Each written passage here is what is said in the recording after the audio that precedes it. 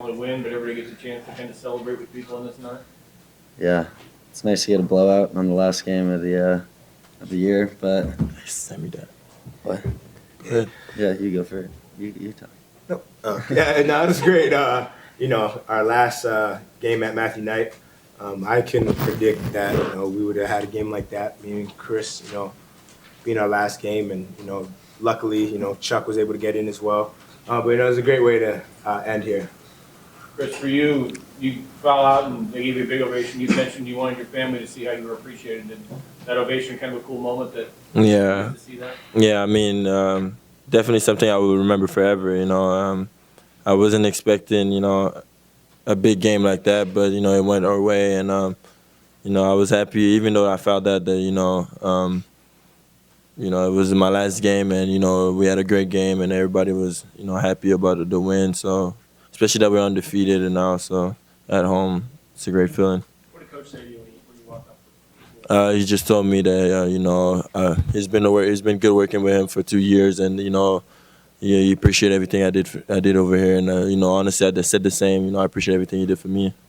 Dylan, you guys couldn't have predicted this night, and it didn't look like it was easy this kind of a night off the bat, but then you guys used a 29-2 run, I think. What was going right in that run that you guys used? Oh, just about getting stops. I think, we were in the huddle talking about how, I think they went 1 for 9 at one point. And that's just because we play defense, and that's what we do best. I think once we stop teams, we're going to find a way to score. We have so much guys who put the ball in the rim. But when we get stops, we're that team that everybody thinks about, like, man, these guys are tough. You think you were going to get in, Charlie?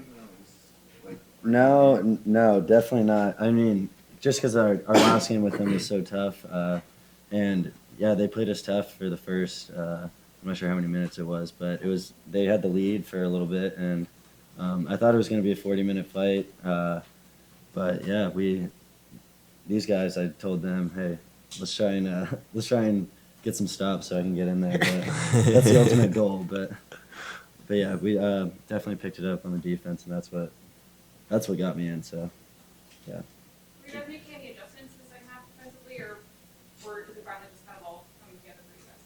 I think it's coming together. We're focusing on defense. We're not focusing on who gets the next shot. We're not focusing on what plays are being ran. Focusing on getting stops on the defensive end. I think once we put all our focus in that, the game is so much easier for us. We play with so much more energy on both sides when we get stops. With a team like Colorado, who's really good on the offensive boards, how important is that for you guys to kind of focus on that now before you see Cal, another team that's good on the offensive boards? Very important because Coach said, I think Cal, Stanford are one of the top offensive rebounding teams. So it's definitely big for us to focus in on it now, especially on the road. We won't have the pit crew to be cheering for us, so it's us against them now. What was that like for you guys to have the pit crew kind of just final?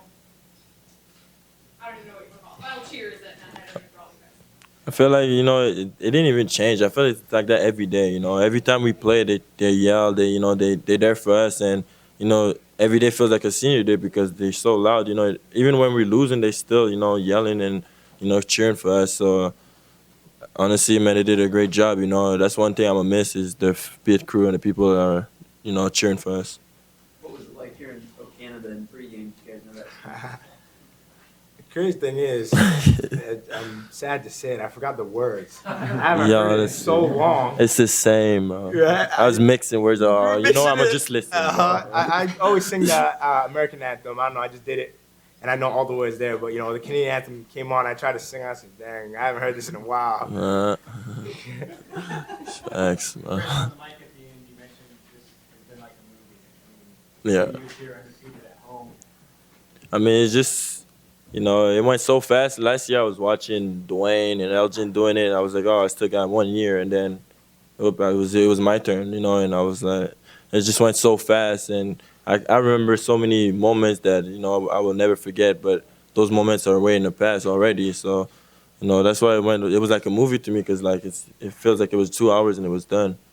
So. Chris, among all your stats at U of L, where does that 42-0 at home rank for you? First, for sure. Because, I mean, I could actually say that I never lost to no team in Match in that arena. And it don't matter what team, Arizona, Colorado, Oregon State, I just never lost. So it's gonna feel good to say that I never lost in my 2 years.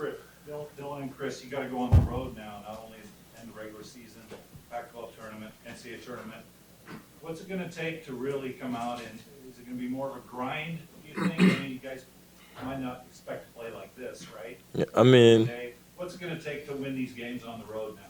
I think for me and Dylan, it's definitely like a game like today, open our eyes because we realize that it's almost done. And, we'll play hard now that, even though we still got game. Like, if today was my last game, I would be happy, but it would be a sad day at the same time. But knowing that I still got other games coming up, I'll just put more focus, put more grind, and be ready for the game away. You guys all feel what's it going to take on the road in these games? Just us grinding it out. We don't have pit crew, the fans here anymore, but we know that, and we know we're a cohesive group. I think we have the experience we need. We have, great coach and Coach Altman that's pushing us every day. As Chris said, we know it's our last go around, so we're not trying to give any up now. And I think the rest of the guys are thinking the same thing. We're going to go on the road, be that gritty team to get these wins. Kind of jumping off of that, you guys kind of feel like today kind of serves as like a send off to like kind of the final stretch of the season. Yeah, for sure. We were, we got up, but coach kept saying, keep getting stops because we want the country to know that, we're going into the rest of the games, hungry. We're still trying to win the conference. We still want to win the conference tournament and hopefully, be holding that national trophy up. And, we can't do that unless, we do the things that we did today, not just making the shots, but, getting off defensive rebounds, crashing the boards and, getting stops. Is this better than your first senior night? Yeah, I'd definitely say so. And not playing, it was tough, but I get to play, and I feel like these guys are part of me for the rest of my life now. You guys say that defense is your best tool for this team, but offensively, Brooks at a point where he was scoring a bunch of points in a row. Chris and Dylan both did it as well. Is that kind of what makes the team so dangerous offensively? Is that you guys can come in waves of 4 or 5 different guys? Yeah, I think so. We have anybody on our team any given night can go off on the offensive end, and I think that's what makes us so dangerous. And I think we lost the selfishness in our team. We're so unselfish now. If we see 1 or 2 guys, getting it going, then we're feeding off of them.